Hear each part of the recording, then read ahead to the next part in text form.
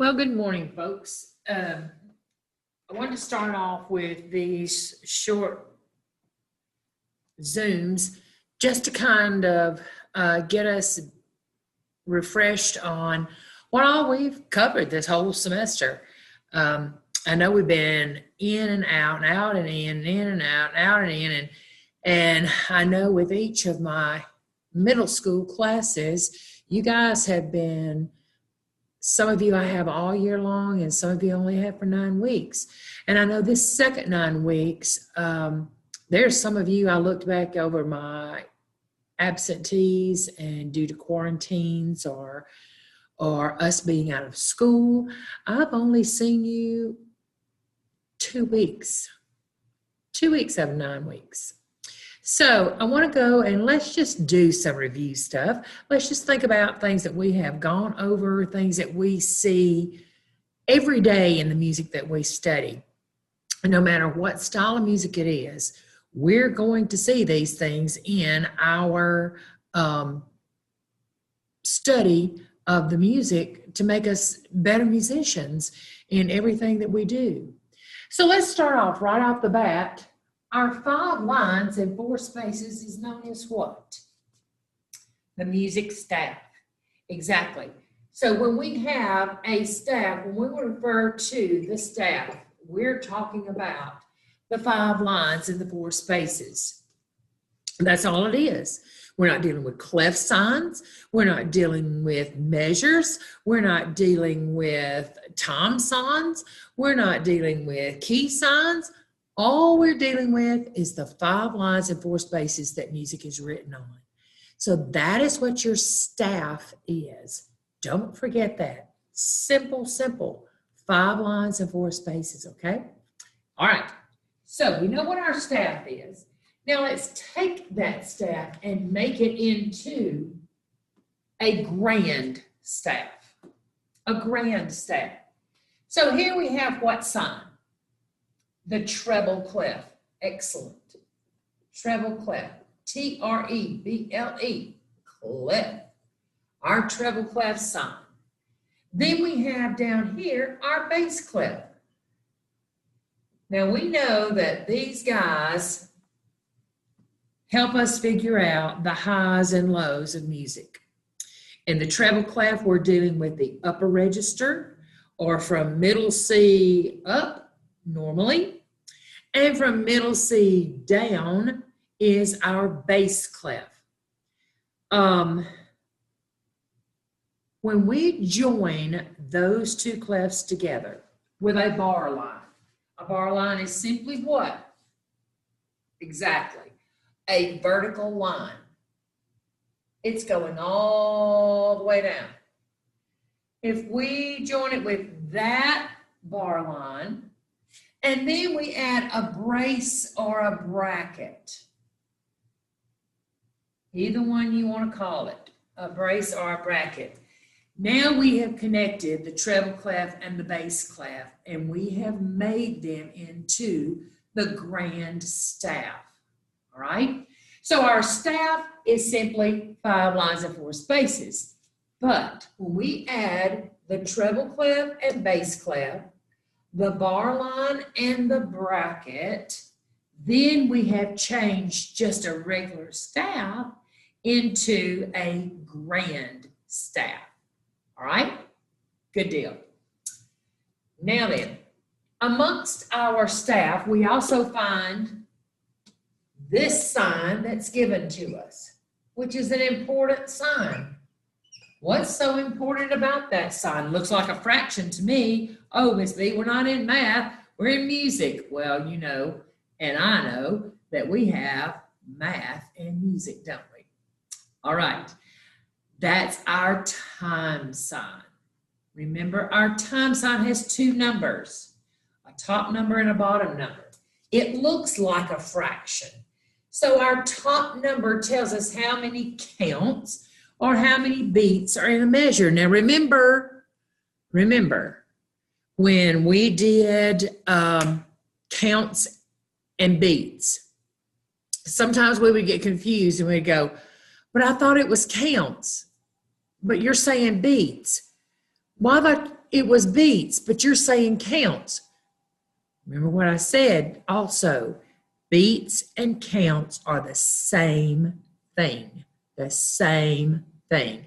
So when we're seeing that we have 4 counts in a measure, we're dealing with 4 pulses. 1, 2, 3, 4. 1, 2, 3, 4. 1, 2, 3, 4. We're not talking about how many notes are in a measure. We're only talking about how many beats or how many counts are in the measure. Now, when the bottom number of the time sign, which we see here, when we have that bottom number, he's letting us know what our note values are going to be. And we'll get into those in just a minute. But when we see that bottom number, he's going to give us the note value. The top number is going to give us how many beats per measure. The bottom number is going to give us the note value, how much it's worth in this particular time sign. Okay? Now, what do we call these guys here?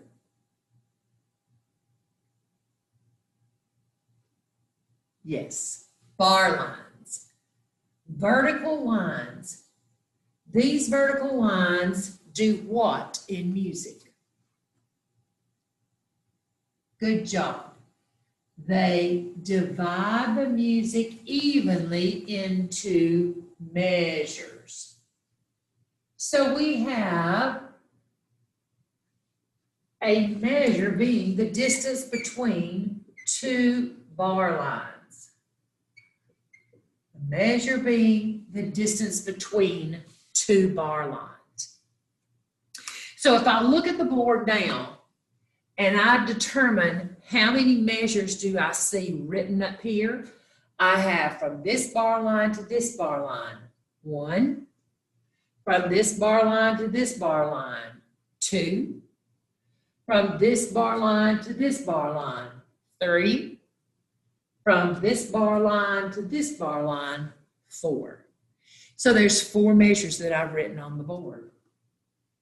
Now then, each of those measures are going to have 4 counts in them.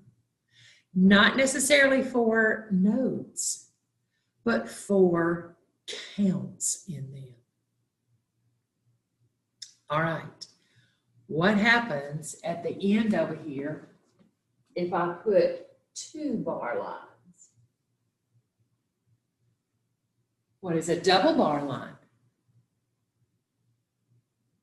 You're right. It means the end of the song. The end. That's the end of it. Now, what happens if I should do this? Put 1 here. Put 1 here. Put 2 dots here and 2 dots here, 2 dots here and 2 dots here. What have I done to that measure? What is that shorthand telling me what to do there? It's telling me to repeat just that measure. Just the notes between these 2 symbols. These 2 double bar lines, these 2 dots on each one. Only that measure do I repeat. I don't repeat the whole thing. So if I'm coming along here and I'm singing, I've got 4 counts here, I've got 4 counts here. So let's just clap it. Let's just count 4 pulses, okay? 1, 2, 3, 4. 1, 2, 3, 4. 1, 2, 3, 4. 1, 2, 3, 4. 1, 2, 3, 4. Did you see where when I got here, I did it twice? Because I had the repeat sign. That's what it told me to do. Always remember that our music is road maps. It has signs, just like when we're driving a car. We see signs that tell us things to do. Stop, yield, speed limit, turn here, detour here. This town, this many miles ahead, turn left, turn right, stop, okay? We have all those signs and many, many, many more. Same thing in music. These are our road maps that tell us all of these things. Now then, so while we're on the time sign, let's review our note values. First of all, who can tell me what a note represents? Absolutely. The note represents sound. Note equals sound. All right. So if we have the note equaling sound, then what would the rest equal? Silence. Rest is silence. It's the opposite, right? We have notes, we have rest, and they all have value. They all have value. There are no notes and no rest that have no value. They all have them. Okay? Some more than others. And our time sign determines how much each of those notes are going to get. Because remember, that bottom number gives us our note values. So let's start. The granddaddy of them all is what? Whole note. Good. So we've got our whole note. He's a circle, right? And he's equal to how much? 4 counts, correct. 4 counts or 4 beats, either one. Now remember when we were dealing and talking about the whole and half rest, we said they have to be in a certain place on the staff. All right, our whole rest. Our whole rest hangs from the 4th line. It's an upside down hat, but he's placed hanging on the 4th line. That's our whole rest. How many counts of silence does he get? 4. Okay? All right, now, how are we going to make the whole note a half note? Yes, add a stem. So here's our whole note. We're going to add a stem to it. And now he is a half note. And he gets half of the whole note. So that's 2 counts or 2 beats, right? Now then, here's the other rest that has to be in a certain place on the staff. Our whole rest hangs on the 4th line, an upside down hat. That's what he looks like. Our half rest is right opposite of that. And he's going to sit on the 3rd line. Sit on the 3rd line. And he gets 2 counts. All right. What's next? Good. Quarter note. So we're taking our half note, whole note, half note, quarter note,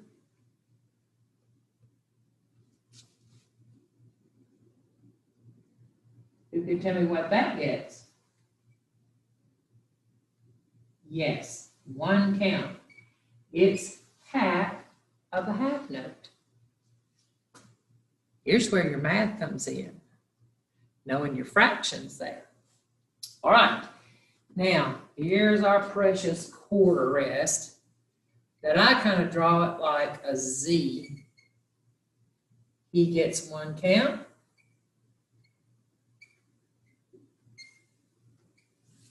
Okay. What do we got next?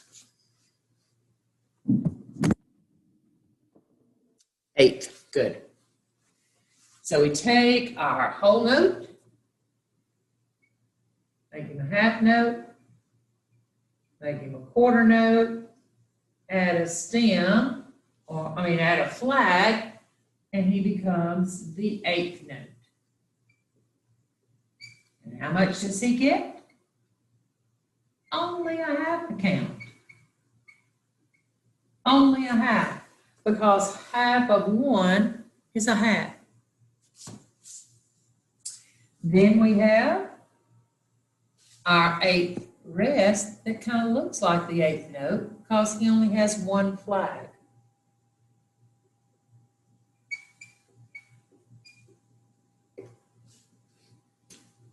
And he also gets one half. And then the last one that we have covered so far is the 16th, which looks like the eighth note, but he has two flags.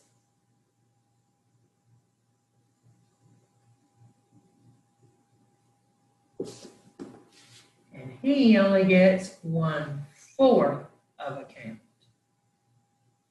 because half of a half is a fourth. Exactly. So our 16th rest over here has got two flags. And he gets 1/4 of a count. So as we see there, in 4/4 time, which is the most common time sign that we have, and oh, did we not learn another sign for the 4/4? You're right. We could have over here, instead of 4/4, we could have this fancy C instead of 4/4, and it stands for common time, which means the same thing as 4/4 time, because it's the most common time signature. All right? Good deal. Okay, so we've got our staff, we've got our grand staff. We have our treble clef and our bass clef. We have our time sign, we have our bar lines, we have our double bar lines, we have our measure, we have the double bar lines with 2 dots to tell us that we're repeating. We have our notes and rest. We also have their value, both notes and rest, and we have the drawing of what they look like. All right, now then, who can tell me the 5 voice parts we've talked about in class? 5 voice parts. What's the top girls? Sopranos, absolutely. They're the ones that sing to the heavens, all right? What are the lower girls? The alto. What are the high guys? Tenor, absolutely. They're the soprano of the guys. And the lower guy, the alto of the guys is what? Bass. Now we have another one that's in between these two, the tenor and bass. What do we call it? Mostly what we sing, because our guys' voices have really not changed drastically to determine if we are a true tenor or a true bass. It's kind of in that in-between right now. Yes, the baritone. The baritone, which is in between that tenor and bass. When the guys, sometimes my tenors can sing a certain high, but they can't go a tenor high. They can't go that soprano high, okay? My basses can sing low, but they can't go really low yet. Now their voices are going to change. It may be quickly, it may be slowly. It's just like the girls' voices. Some of my girls that start out as altos end up being second sopranos, and sometimes first sopranos, and vice versa. Girls that started out in their young days as sopranos, suddenly their voices have gotten lower. So they have a deeper sound and they become altos then. So you remember I said that it's usually for guys around 18, 19, 20 that they are kind of settling in on, I'm a true tenor or I'm a true bass. And we girls, it's usually around 30 before we are true sopranos or true altos. All right? Good. Okay. Who can tell me what this means? The word is melody. What's a melody? What's a melody? What's a simple definition of a melody? When somebody says, oh, what's the melody of that song? What are they talking about? Yes, they're talking about the tune of the song. So when we sing Happy Birthday, and I'm sure I've missed some birthdays, getting to sing with you and getting to wish you a happy birthday, well, we'll just take the time right now to wish everybody that has had a birthday since we've been out of school a happy birthday. Happy birthday to you. Happy birthday to you. Happy birthday, God bless you. Happy birthday to you, and many more. So happy birthday to you. So we just sang a melody. We just sang the tune of the song. Now then, sometimes I will tell you though, like for instance, when we're doing different parts, when we're singing soprano, alto, and baritone. And let's say the sopranos have the melody, the tune of the song. And then the altos are singing a harmony part. And the guys are singing a harmony part. And there's 3 different notes that are written there. We have suddenly created what I just got through saying, harmony. Okay? So we have melody and we have harmony. Sometimes we're all singing the same thing, but sometimes we are singing harmony parts, which just adds depth to a piece of music when we're singing. Even if it's 2-part, when you hear 2 different parts, all of a sudden you're singing melody, you're singing the tune of the song, everybody is singing unison, right? Everybody's singing the same melody line, and we're singing unison, and then all of a sudden we split into 2 parts. Just a simple 2-part thing can make a piece sound fuller when we're singing. And then going back to the unison part. Directors and composers, I should say composers, love creating that to have students, and whether they're adults or whether they're children, to be able to match pitch. So they'll write a unison part for a long time. And then all of a sudden, they'll break off into parts. And then they'll bring it back to unison. And that's a means of listening to your part, listening to the vertical aspect of your part in the song. So when the sopranos have one tune, the altos have another tune, we refer to it as harmony. When we have the tenors and basses or baritones singing a third part that's different from the other two, that's still considered harmony. But you as sopranos or altos or tenors or basses or baritones, that is your melody that you're singing. So when you are singing those parts, you need to remember that, oh, this is my melody. If I'm different from what the normal melody or tune of the song is.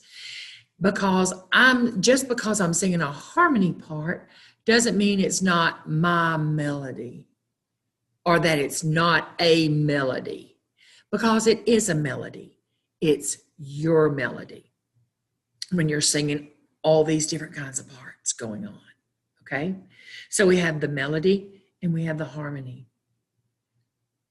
Who could tell me a word that sounds similar to melody,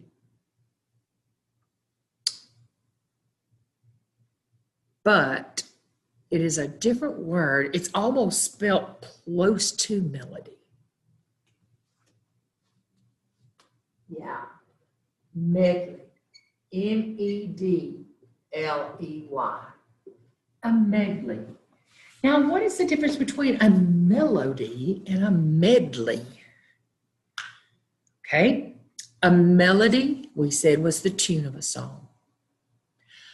A medley is where we have taken several songs, we've taken their melody, those several songs. It could be as little as 2, it could be as many as you want, and put them together to form one song. Not stopping and having another introduction and no sound, and then we start up and then we did it. For example, when we did the Salute to the Armed Forces, we had 5 different melodies: Army, Navy, Coast Guard, Air Force, Marines. We had 5 different songs, we had 5 different melodies, and they were put together to form one song. So that's what a medley is. The medley is putting together several melodies or several songs together as one song. Okay? Now, we have gone over tons of stuff that we have learned so far this semester, and we're not through. So I will see you again this week, and we'll continue on with this so that we can just keep that refresher in our brain visually as well as audibly, and reminding ourselves those different parts, because music is so repetition over and over and over again. And that's the best thing about it, is the fact that it is repetition, and that it'll help us in remembering because it is repetitious in that, okay? So you have a great day today. It's kind of cool outside. No, it's kind of cold outside. And I will see you later.